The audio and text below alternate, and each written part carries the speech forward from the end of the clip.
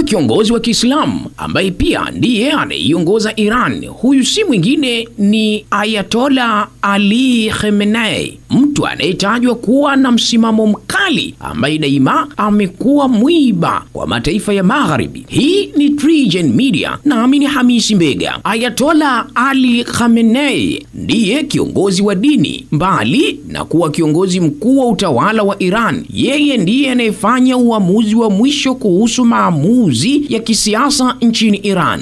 Ayatollah amekuwa akipinga matokeo kuhusu mazungumzo na mataifa yenye uwezo mkubwa duniani kuhusu mpango wa nyuklia wa Iran. Ayatollah alimrithi mwanzilishi wa Jamhuri ya Kiislamu ya Iran, Ayatollah Khomeini, mwaka 1989. Je, Ayatollah ni nani hasa katika historia? Alizaliwa kaskazini mashariki mwa Mashhad mwaka wa 1939. Mtoto wa mwanazuoni wa kidini Ali Khamenei alisoma katika seminari za mji alikozaliwa kabla ya kuhamia mji mtakatifu wa Washia wa Qom. Mnamo mwaka 1962 alijiunga na vuguvugu la upinzani la kidini la Ayatollah Khomeini dhidi ya Shah Mohammad Reza Pahlavi. Huyu ndiye Khamenei. Kana kwamba haitoshi, akiwa kijana Ali Khamenei akawa mfuasi makini wa Khomeini. Kwa mujibu wa maelezo yake mwenyewe, kila kitu alichofanya anachoamini leo kimetokana na maono ya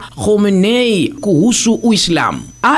Khamenei alishiriki kikamilifu katika maandamano dhidi ya Shah na alifungwa jela mara kadhaa. Mara baada ya mapinduzi ya Kiislamu mwaka 1979, Ali Khamenei alihudumu katika Baraza la Mapinduzi ambalo liliongozwa kwa ushirikiano na serikali ya mpito. Alikuwa naibu waziri wa ulinzi na kusaidia kuandaa jeshi la walinzi wa mapinduzi ya Kiislamu la IRGC ambalo liliibuka na kuwa moja ya taasisi zenye nguvu zaidi za Iran. Mwezi Juni mwaka 1981 alijeruhiwa vibaya katika shambulio la bomu dhidi ya msikiti mmoja mjini Tehran ambalo lilidaiwa kufanywa na kundi la waasi wa mrengo wa kushoto. Tukio hilo lilisababisha mkono wake wa kulia kupooza. Miezi miwili baadaye, kundi hilo la Waislamu lilimuua rais wa Iran, Muhammad Ali Rajai. Ali Khamenei alichaguliwa kurithi nafasi ya Rajai